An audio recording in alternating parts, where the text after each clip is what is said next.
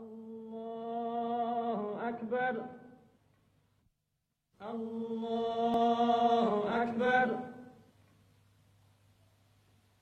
الله أكبر الله أكبر الله أكبر. Le voyageur qui visite le montagneux pays d'Afghanistan est frappé d'y rencontrer si souvent, au hasard de ses pérégrinations, un musulman en prière.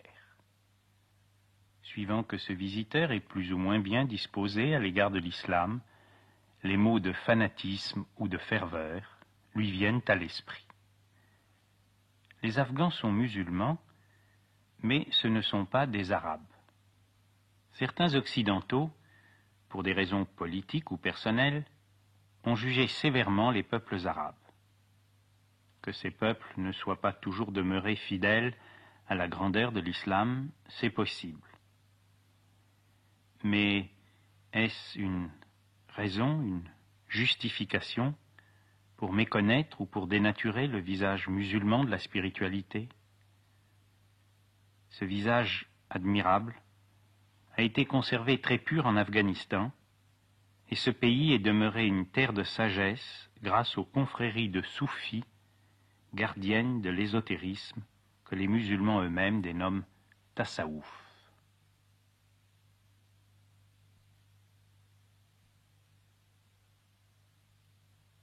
Mais si la foi musulmane se manifeste partout par les 5 prières quotidiennes, ou namaz, le cœur même de l'islam et surtout le soufisme apparaissent comme secrets, inaccessibles, inapprochables.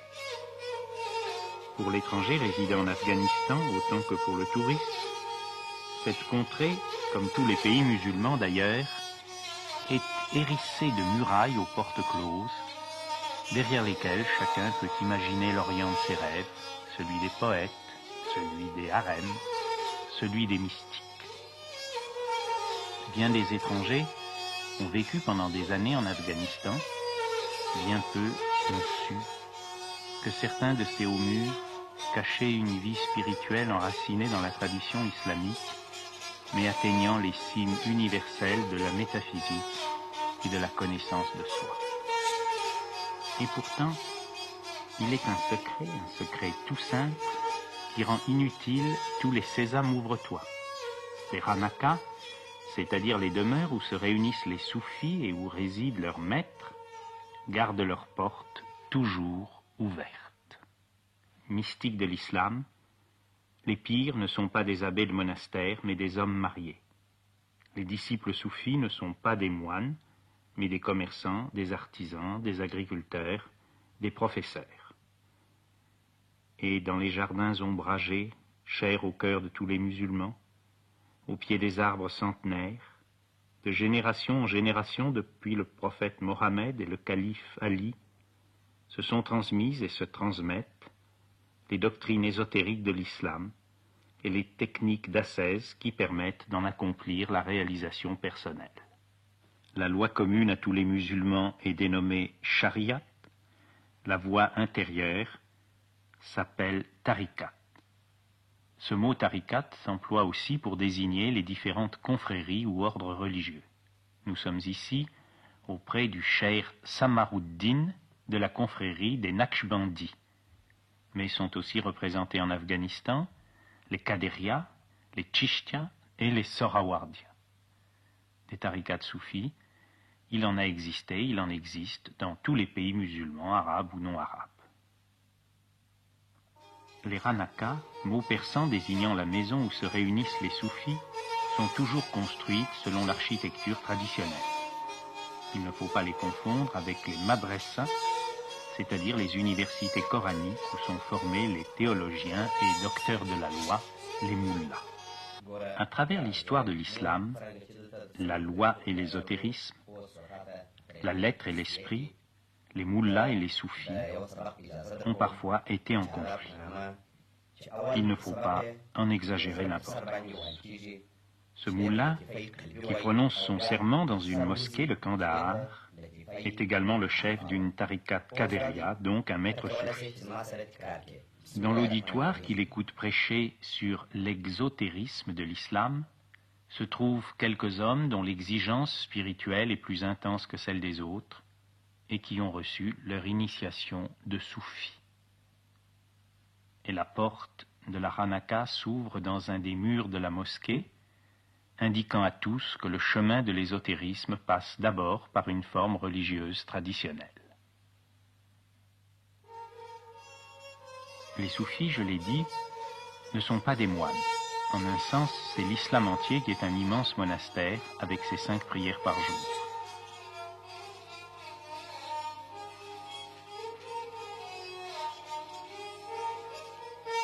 Les soufis vivent dans le peuple, avec le peuple, dans les bazars, les ruelles commerçantes, les échoppes et les marchés.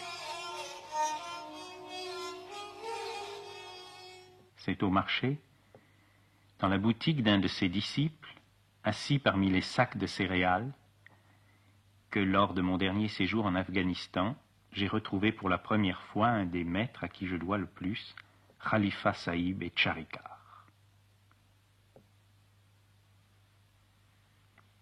Khalifa Sahib est un vivant témoignage de connaissance, de joie et d'amour. Pas la connaissance aride de l'intellectuel, mais la connaissance par l'être entier, la réalisation personnelle de la vérité. Pas la joie éphémère, dépendante des conditions, des circonstances, et qui fait place si facilement à la souffrance, mais la joie qui demeure, expression de la plénitude. Pas l'amour possessif, jaloux, égoïste, mais l'amour sans limite, infini, universel. Les Hanakas sont souvent construites auprès du tombeau d'un maître soufi, parfois un ancêtre du maître actuel. La plupart des confréries de soufis sont pauvres. Le véritable sens du mot fakir, au pluriel les fokara, c'est tout simplement pauvre. On a parfois donné aux soufis le nom persan de derviche, on les a souvent aussi appelés fokara, les pauvres. Mais autour de Khalifa Sahib et Charikar, la pauvreté apparaît comme une richesse, la richesse de l'être donnée à ceux qui ont renoncé aux richesses de l'avoir, le trésor dont parlait aussi le Christ et que rien ni personne ne peut dérober ou détruire.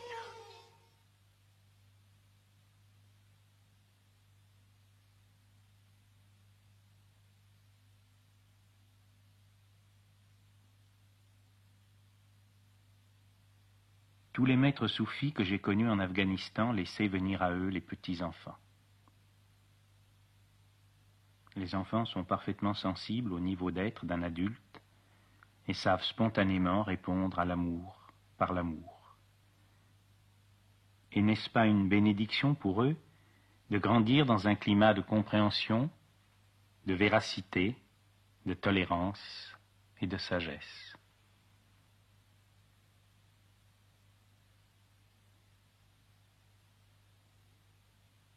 Quant aux adultes, ils s'appellent entre eux des frères. À la Hanaka, tous les disciples travaillent de leurs mains. Tout travail, même le plus humble, le plus modeste, est une occasion de mettre en pratique les enseignements initiatiques. Aux réunions collectives du jeudi soir et du vendredi, qui correspondent pour les musulmans à notre week-end, tous les frères partagent ensemble la nourriture. Ces repas sont pauvres, bien sûr, mais les Afghans savent remarquablement préparer le riz, base de leur alimentation, avec les galettes de blé.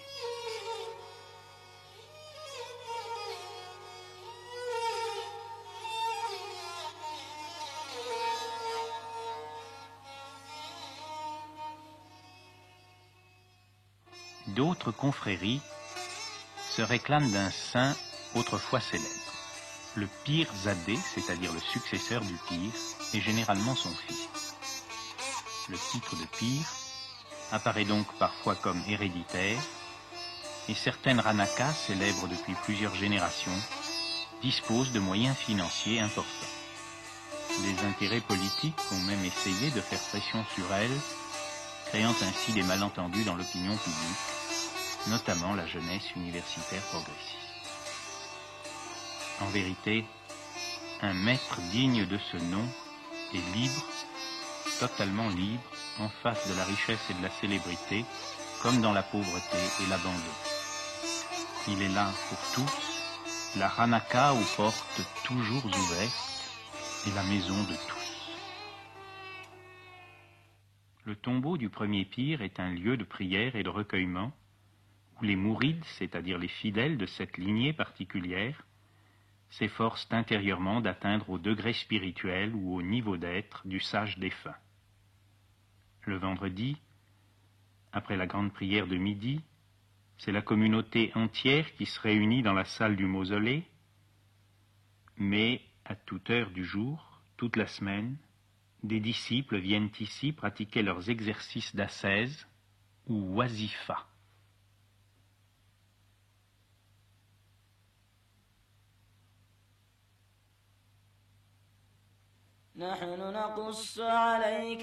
L'entrée dans la voie, dans la tariqat, Est marquée par un rite d'initiation. Le pire est d'abord entouré seulement de 2 disciples anciens pour la lecture de certaines sourates du Coran.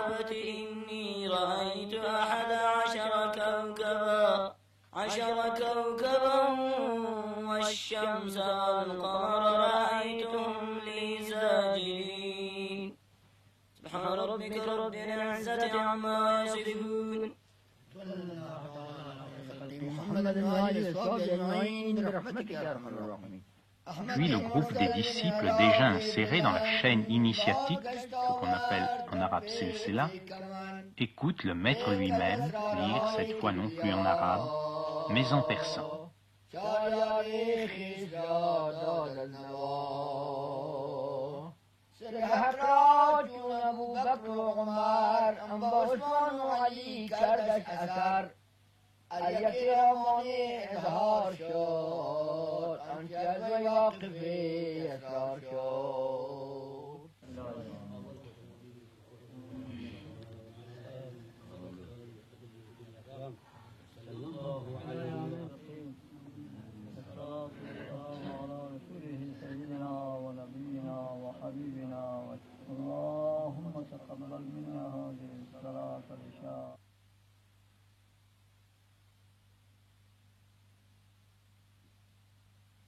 Alors vient l'instant solennel de la transmission de l'influence spirituelle ou baraka. On dit que le disciple prend la main du maître. Il accepte son autorité et le pire le reconnaît comme son fils. Comme la relation du gourou au chella en Inde, c'est là un lien sacré, indestructible. Le disciple va alors recevoir son premier enseignement, une formule du Coran choisie pour lui, et l'enseignement aussi des centres subtils dans l'organisme, appelés latifa au singulier et lataïf au pluriel, sur lesquels il concentrera son attention.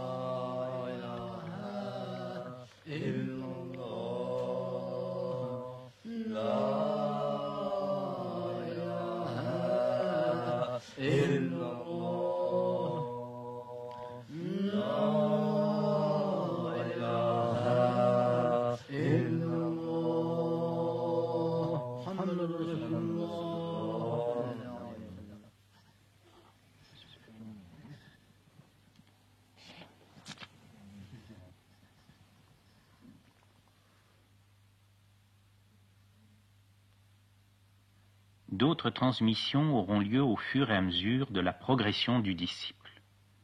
L'ésotérisme de l'islam, le tasawwuf, constitue une démarche rigoureusement, je dirais même scientifiquement, organisée. Quelle science? La science de l'être. Comme le célèbre yoga hindou, le tasawwuf est fondé sur des certitudes en matière de psychosomatique, des certitudes précises et bien prouvées, et sur la connaissance des plans subtils de la manifestation universelle et de leur correspondance dans le microcosme humain.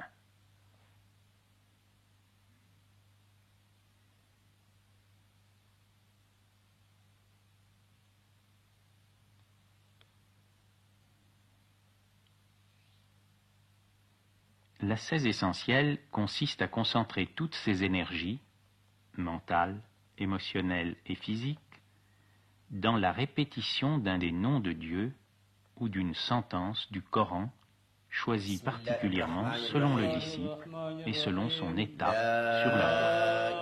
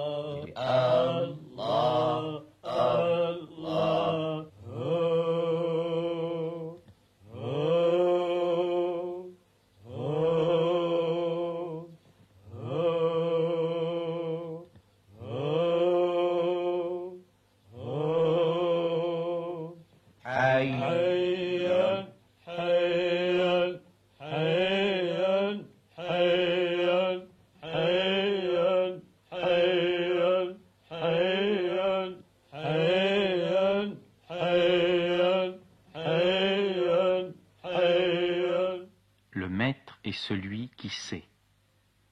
Il lit à cœur ouvert les besoins propres de chaque disciple. Une part de l'ascèse soufie et collective, ce sont les cercles de dhikr ou zikr, où les frères répètent en chœur les noms sacrés. Mais cette évocation en groupe est préparée dans l'intimité.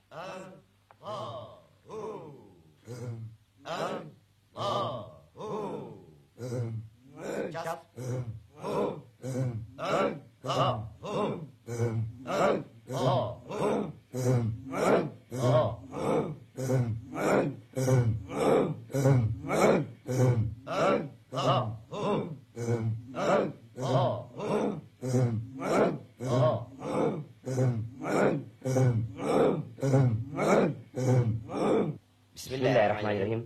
Allah, Allah, Allah, Allah, Allah,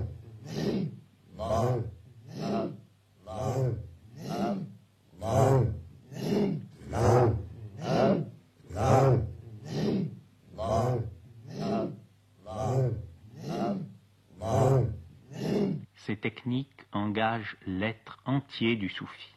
Elles font appel à une science approfondie de la respiration et du contrôle de l'énergie. Il faut un entraînement méthodique prolongé pour en acquérir la maîtrise parfaite.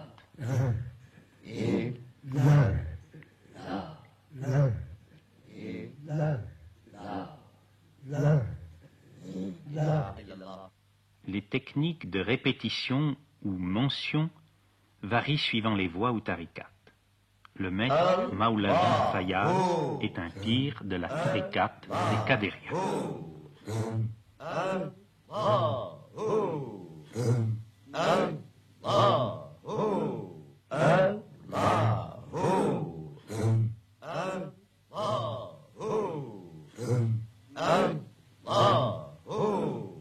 Comme toutes les disciplines spirituelles, la répétition d'un des noms de Dieu ou d'une affirmation de la foi demande une extrême vigilance.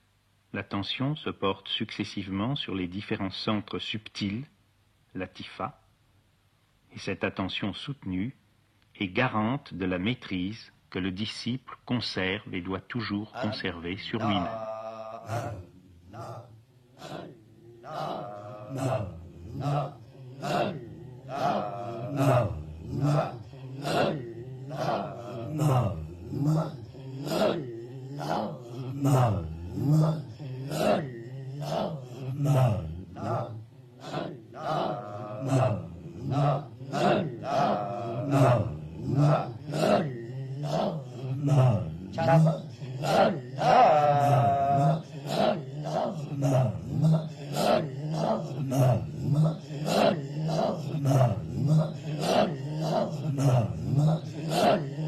أنت الهادي أنت الحق ليس الهادي إلا هو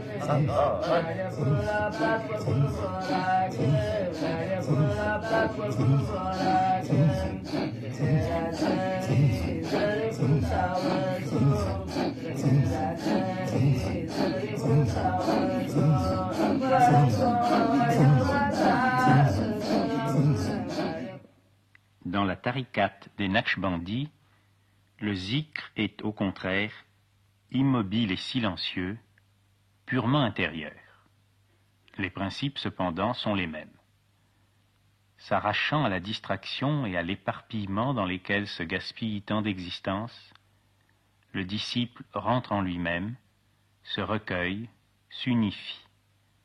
Cessant de vivre à la surface de lui-même et à la surface des événements, il s'engage sur le chemin de la profondeur, le chemin du silence de la pensée, du silence des émotions, du silence du corps.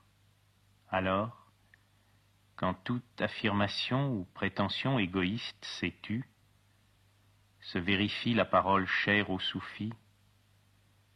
J'ai cherché le bien-aimé partout à travers le monde, et il m'attendait dans ma propre maison.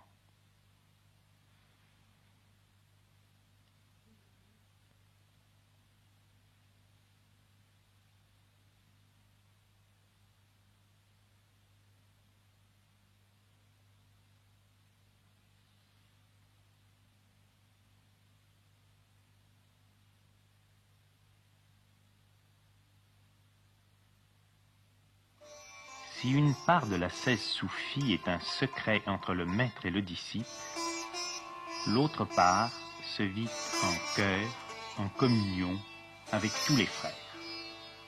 Le soufisme est une voie d'amour, non seulement amour de Dieu, mais amour des autres hommes, de tous les autres hommes, même les non-musulmans. Que de fois depuis des années, j'ai partagé avec ceux qui me considéraient comme un frère, ceux que je considérais comme des frères, le tchaï et sable, le thé vert, le thé brûlant qui désaltère mieux que toutes les boissons glacées. Nous sommes vendredi, le jour de repos des musulmans.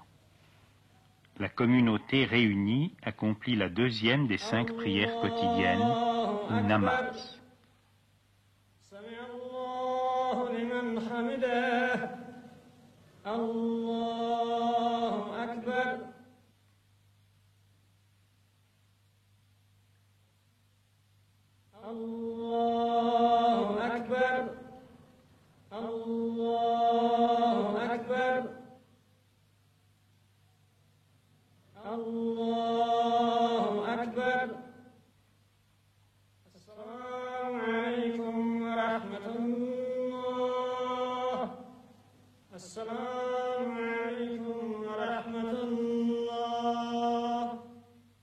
Disciples et maîtres se recueillent alors un moment avant de se consacrer à ce qu'on appelle dhikr en arabe et zikr en persan.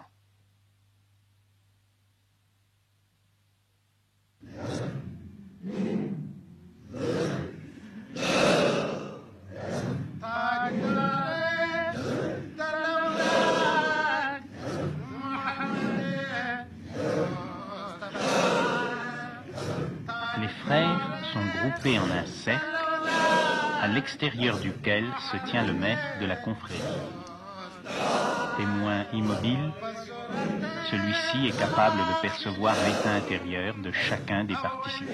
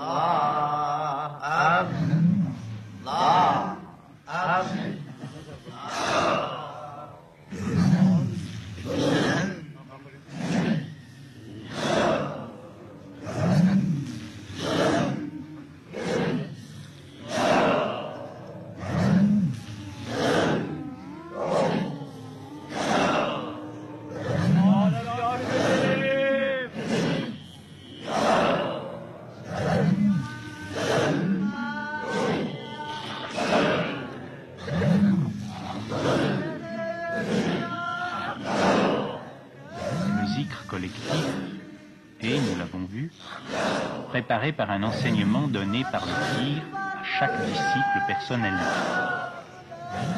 Dans le cercle de zikr, comme dans le cœur des moines, les individualités séparées s'effacent.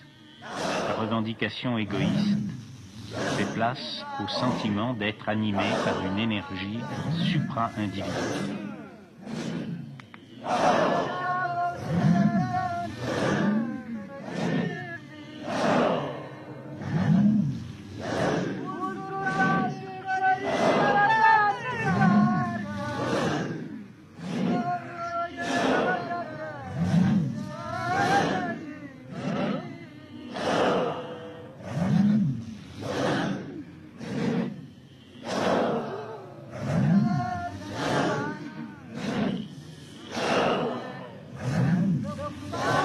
Les affirmations du Coran, ou les noms de Dieu qui sont prononcés, répétés, ont pour le cœur autant que pour la pensée du soufi une richesse de contenu que ne peuvent éprouver ceux qui ne comprennent pas l'arabe et n'ont pas grandi dans la tradition musulmane.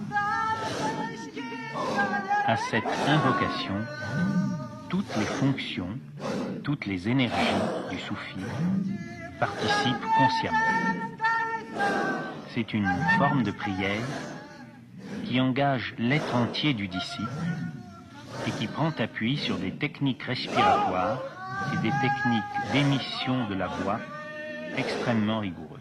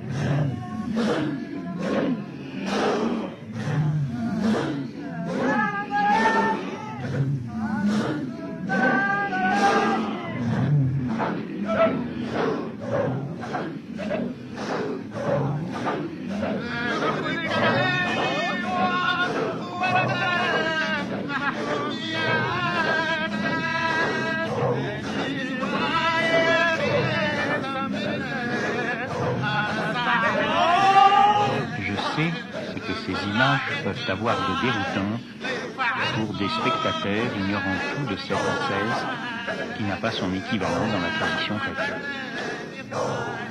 Il s'agit de pratiques qui ont pour les soufis un caractère sacré et sont normalement tenues cachées si ce n'est pas secret. Ils n'ont été filmés que sous la responsabilité des maîtres dans eux-mêmes et pour des motifs exceptionnels. Je vous demande de recevoir ces témoignages comme une marque de confiance donnée par les soufis afghans au public européen et de regarder ces images, aussi surprenantes soient-elles, avec le respect et la compréhension que peuvent attendre ceux qui m'ont autorisé à les ramener dans notre pays.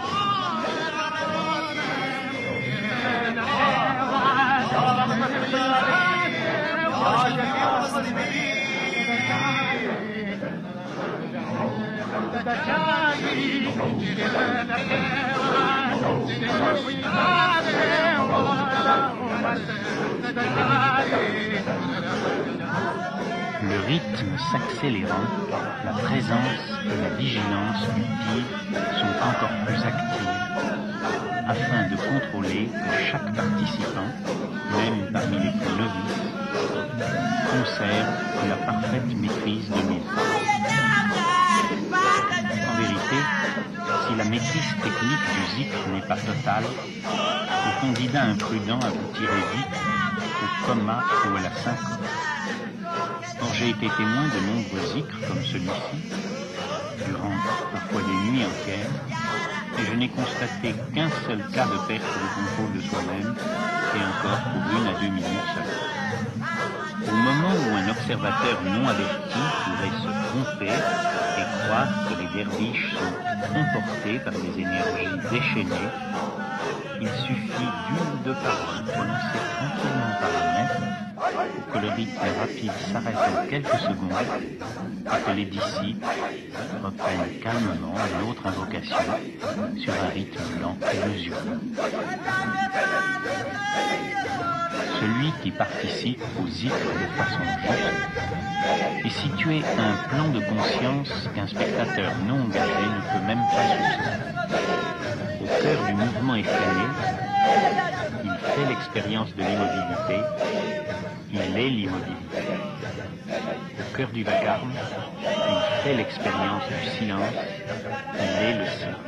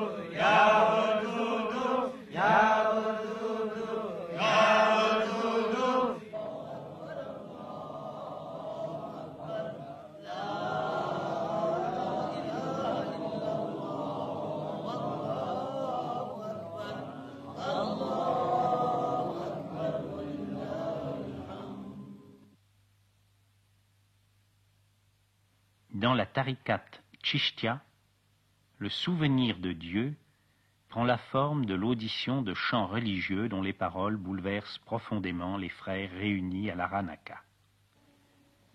Il y a là une pratique assez rare dans l'islam qui considère généralement la musique comme illicite. Un hadith du prophète recommande même de détruire les instruments de musique. On peut cependant citer un précédent admirable, la célèbre flûte des derviches de Konya, dont l'ordre fut fondé par le sublime mystique et poète Jalaluddin Rumi.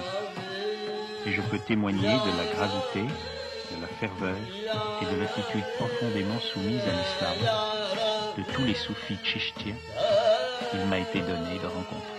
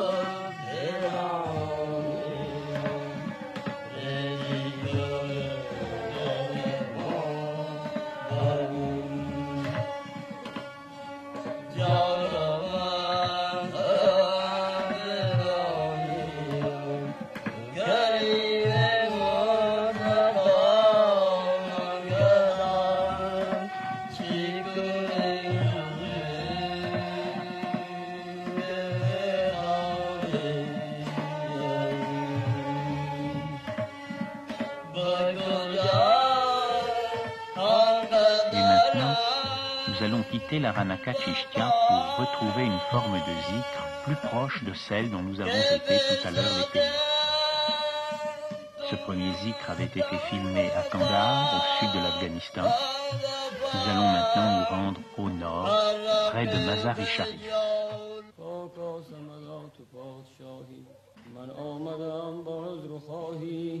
نومید مکن منو همرا الهی خاکا سمدا گنهگاریم جز درگهی تو دری دیگر نداریم ما روی نیاز با کیاریم ما روی نیاز با تو آریم عفو از کرمت امیدواریم تکبیر تو پر زبان برانیم بسم الله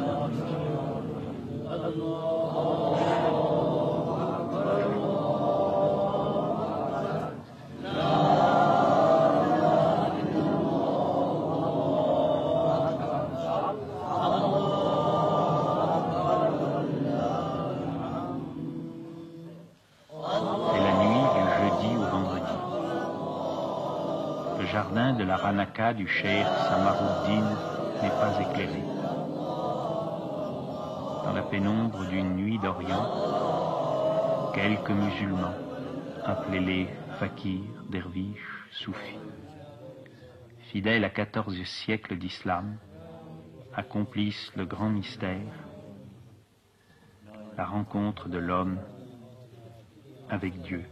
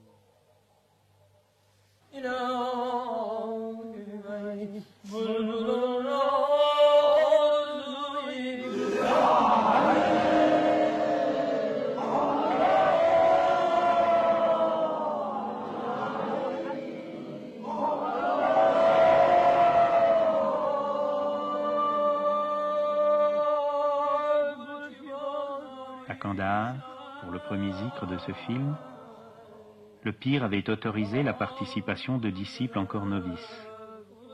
Cette nuit, seuls sont réunis des soufis consacrés depuis des années à la vie spirituelle. Nous sommes là, au cœur de l'Afghanistan, au cœur de l'islam, au cœur du tasawwuf.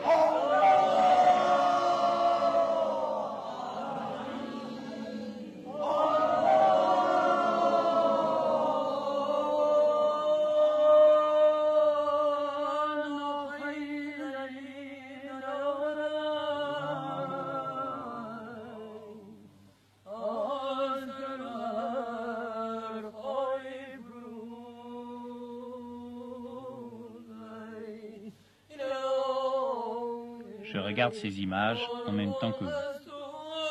Vues de France, elles ne sont plus qu'un document, comme on dit, projeté sur un écran, un document curieux sur des coutumes périmées et qui n'ont vraiment rien à voir avec ce qui nous paraît important dans le monde moderne. Est-ce que ces hommes sont fous, perdus dans leurs rêves, inconscients, et cela dure depuis des siècles, immuablement. Mais si ces hommes savent ce qu'ils font et pourquoi ils le font, alors pourquoi nous l'avons-nous tellement oublié dans notre frénésie de science, de technique et de progrès? Est-ce ceux qui ont fait fausse route, ou bien est-ce nous qui avons perdu une dimension essentielle de l'existence? On veut changer la vie. S'il est des êtres dont la vie est par rapport à la nôtre changée, radicalement changée, ce sont bien les vrais musulmans, les hindous fidèles à leur tradition, les bouddhistes qui prennent encore au sérieux les enseignements du Bouddha, les chrétiens pour qui ce monde n'est pas fait seulement pour consommer. De tels films ne démontrent rien, ne prouvent rien, ne peuvent rien prouver d'ailleurs, mais en regardant avec vous ces images, je dis que ces films posent tout de même une question. Être ou ne pas être, voilà la question.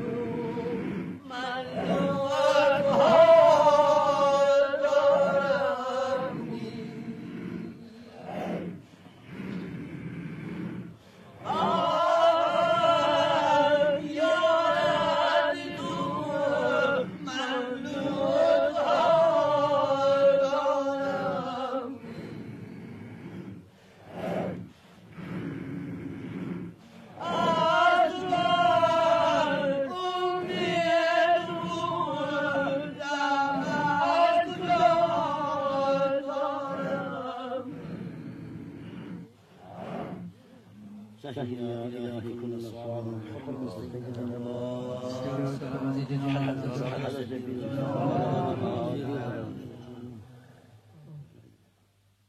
Dans la tariqat Naqshbandi, le zikr est accompli silencieusement. Après la prière à la mosquée, les mourides, c'est-à-dire les disciples, se réunissent autour de leur pir dans une salle spécialement consacrée, où ils peuvent d'ailleurs se rendre individuellement à n'importe quelle heure du jour pour la rentrée en soi-même, le recueillement et la prière. Recueillement que certains Naqshbandis facilitent en se recouvrant entièrement avec la grande pièce d'étoffe qu'ils portent sur leurs épaules.